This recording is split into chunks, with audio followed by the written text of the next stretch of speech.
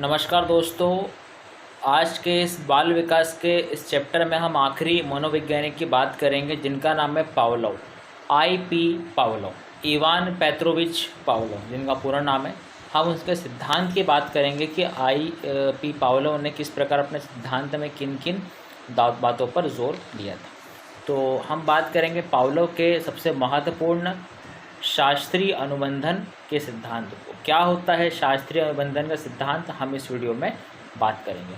तो IP. Pavlov एक रूसी शरीर वैज्ञानिक और शिक्षा शास्त्री थे।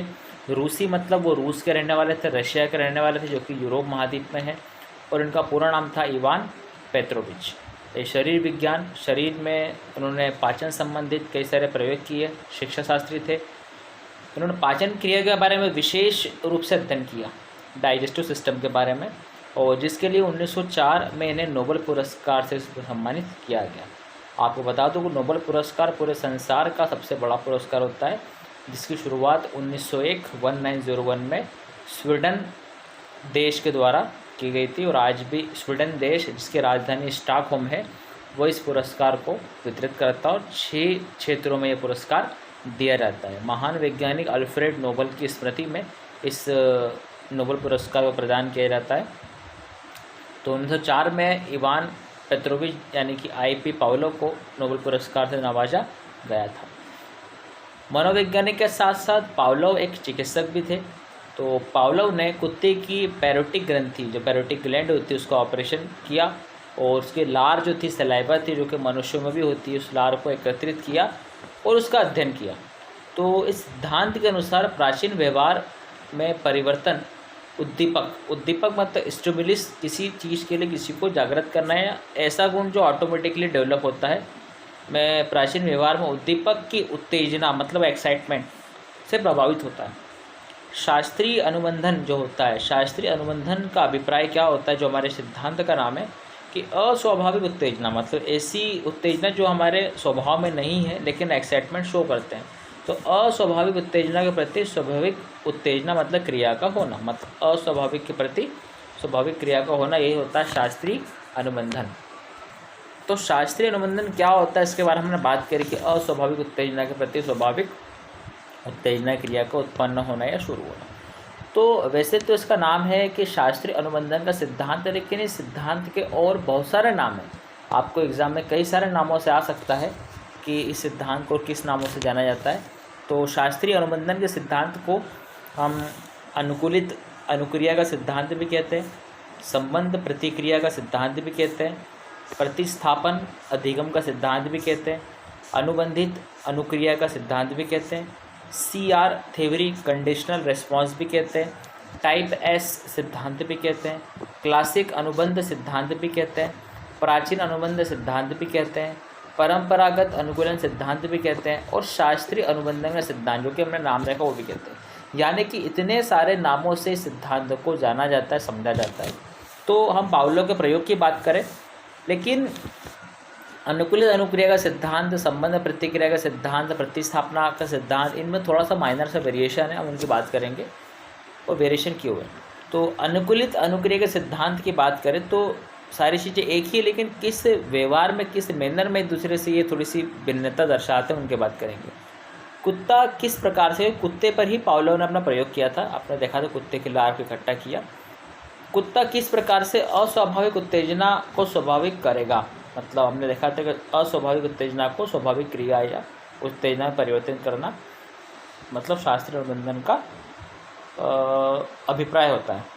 तो किस प्रकार से अस्वाभाविक उत्तेजना को स्वाभाविक करेगा, अर्थात उन्होंने सबसे पहले घंटी को बजाते थे, सबसे पहले घंटी बजाते थे, फिर कुत्ते को भोजन देते थे, मतलब घंटी बजाने के बाद कुत्ते को भोजन देते थे, और भोजन देने के बाद जब कुत्ता भूखा होता था, मतलब पहले घंटी बजाई, कुत्ता आएगा जो कि भूखा होता था, भोजन देते थे, तो भोजन को देखकर घंटी बजाई, घंटी को बजने से कुत्ता आया, उसको भोजन देने लगे। तो भोजन देने के पहले भोजन को देखकर उसकी लार टपकती थी। तो इस प्रक्रिया को उन्होंने बार बार दोहराया, यही कंडीशन करी, घंटी बजाई, भोजन पिलाए, कुत्ता आया, उसकी लार टपकती थी, और अंत में एक ऐसी स्थिति आई कि सिर्फ घंटी बजाए और कुत्ते की लार टपकने लगी, मतलब बिना भोजन को दर्शाए उसकी लार ऑटोमेटिक टपकने लगी। जिस प्रकार हमने प्रयोग देखा था, बिल्ली का लीवर का बटन दबाया और ऑटोमेटिकली वो पिंजरा खोल लेती थी। अब जिसमें उन्होंने पाया कि स्वाभाविक उत्तेजना के प्रति स्वाभाविक क्रिया उत्पन्न हुई है, तो इस प्रकार से ऑटोमेटिकली धीरे धीरे वो बिना भोजन दिए फिर घंटी बजाने से उसकी लार टपकने लग गई थी। ये हमारा अनुकूलित अनुक्रिया मतलब एक अनुकूलन के प्रति अनुक्रिया दर्शाना। उसके बाद बात करेंगे संबंध प्रतिक्रिया सिद्धांत की। जब भोजन, घंटी और लार के बीच में कॉम्बिनेशन बन जाता है, रिलेशन बन जाता है, तो उस स्थिति को संबंध प्रतिक्रिया सिद्धांत कहा जाता है। भोजन, घंटी और लार के बीच एक प्रकार का रिलेशन बन जाएगा तो उसको हम बोलेंगे संबंध प्रतिक्रिया सिद्धांत। फिर हम बात करेंगे प्रतिस्थापन अधिगम सिद्धांत। सारे एक ही सिद्धांत का नाम है। इसमें स्वाभाविक उत्तेजना के प्रति स्वतः ही स्वाभाविक क्रिया उत्पन्न हो जाती है, मतलब किसी भी प्रोसेस को हमको दोबारा करवाने की ज़रूरत नहीं है, ऑटोमेटिकली प्रतिस्थापन हो जाता है और प्रतिस्थापन पूर्ण हो जाता है। एलिमिनेशन मतलब चेंजेस। अनुबंधित अनुक्रिया सिद्धांत। इसी तरह आगे भी इस सिद्धांत के विभिन्न नाम दिए गए जो कि हमने देखे। सारे के नाम एक ही है लेकिन थोड़ा सा वेरिएशन था, एग्जाम्पल्स की बात करना थी इसलिए हमने इसमें बात करी। अब पावलोव ने अपना प्रयोग कुत्ते पर किया था, तो हम अनुकूलित अनुक्रिया के 4 संपृक्तक देखते, 4 मेन पैरामीटर देखते सिद्धांत के। वो है हमारे पास UCS, UCR, CS और CR। हम स्टेप बाय स्टेप बात करेंगे। UCS मतलब होता है अनकंडीशनल स्टिमुलस, मतलब अनअनुबंधित उद्दीपक अर्थात स्वाभाविक उद्दीपक, मतलब भोजन। हम भोजन को यहाँ पर दर्शाएंगे UCS अनकंडीशनल स्टिमुलस, मतलब भोजन पर किसी का अधिकार नहीं है। भोजन दिया, भूख लगेगी तो खा लेगा, नहीं लगेगी तो उसको इग्नोर कर देगा, मतलब अनअनुबंधित है, इस पर कंट्रोल किसी का नहीं है। फिर है UCR अनकंडीशनल रिस्पॉन्स, मतलब अनअनुबंधित अनुक्रिया अर्थात लार, स्वाभाविक क्रिया, मतलब भोजन अगर आया है तो उसको देखकर ऑटोमेटिक लार टपकेगा, आप इस पर कंट्रोल नहीं कर सकते, उस लार को निकलने से रोक नहीं सकते। CS कंडीशनल रिस्पॉन्स, अनुबंधित उद्दीपक अर्थात जैसे घंटी, मतलब घंटी को एक जगह बांध दिया है, घंटी बजाएंगे तो भोजन देंगे, भोजन देंगे तो लार टपकेगी, मतलब यहाँ पर एक कंडीशन बताई गई है। CR कंडीशनल रिस्पॉन्स, अनुबंधित अनुक्रिया, जैसे लार, मतलब घंटी बजेगी तो लार टपकने लग जाएगी। तो हमने बात करी UCS, UCR, CS और CR। एग्जाम में पूछा जाता है UCS, UCR, CS, CR का फुल फॉर्म क्या होता है, इनके एग्जाम्पल क्या है। अब हम बात करेंगे बिफोर कंडीशनिंग, मतलब इस प्रयोग को करने से पहले क्या कंडीशन हुई थी। UCS मतलब भोजन, स्वाभाविक उद्दीपक। UCR लार, स्वाभाविक अनुक्रिया, मतलब जैसे भोजन दिया वैसे लार टपकने लग गई। हम बात करें प्रयोग कुत्ते के सामने भोजन देने से पहले। CS फिर सिर्फ घंटी बजे तो कोई रिस्पॉन्स नहीं आया, मतलब घंटी बजाएंगे, भोजन देंगे तो लार टपकेगी, सिर्फ भोजन दिया तो लार नहीं टपकेगी। CS मतलब हम कोई जानवर होता है, जानवर को पता नहीं हम खाना लेकर, हम उसको आवाज़ लगाते हैं, तो यहाँ पर वही काम कर रहा है कि हम घंटी बजाएंगे, मतलब जानवर का या किसी भी पशु का हम ध्यान आकर्षित करेंगे, हम उसको कुछ कह रहे हैं, उससे कुछ संदेश देना चाहते हैं। तो भोजन देंगे सीधे तो पता नहीं चलेगा कि कौन भोजन दे रहा है, कौन भोजन नहीं दे रहा है।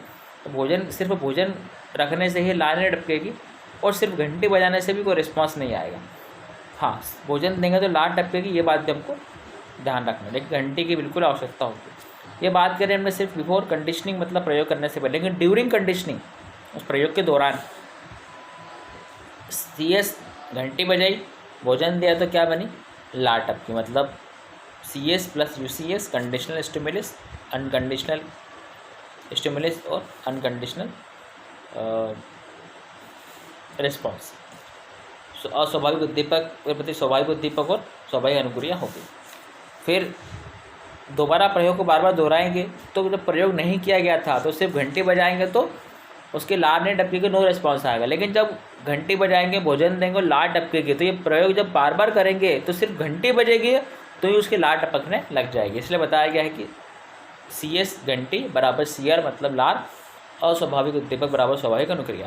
तो इस प्रकार से स्वाभाविक उत्तेजना के प्रति स्वाभाविक अनुक्रिया कैसे होती है पावलोव ने सिद्ध कर दिया। हमें main UCS, UCR, CS, CR के बारे में देखना है, किस प्रकार कुत्ते पर प्रयोग किया। इसी प्रकार से बाल विकास का हमारा चैप्टर कंप्लीट हो गया है। इस पर हमने जीन पियाजे, कोहलबर्ग, थायरनडाइक और अंत में हमने पावलोव के सिद्धांत की बात करी। इस प्रकार से आपका बाल विकास चैप्टर समाप्त हो गया। इसके बाद हम बात करेंगे पर्यावरण के चैप्टर अंतरिक्ष विज्ञान की, जिसको हम कई पार्ट में डिवाइड करेंगे। तब तक के लिए धन्यवाद।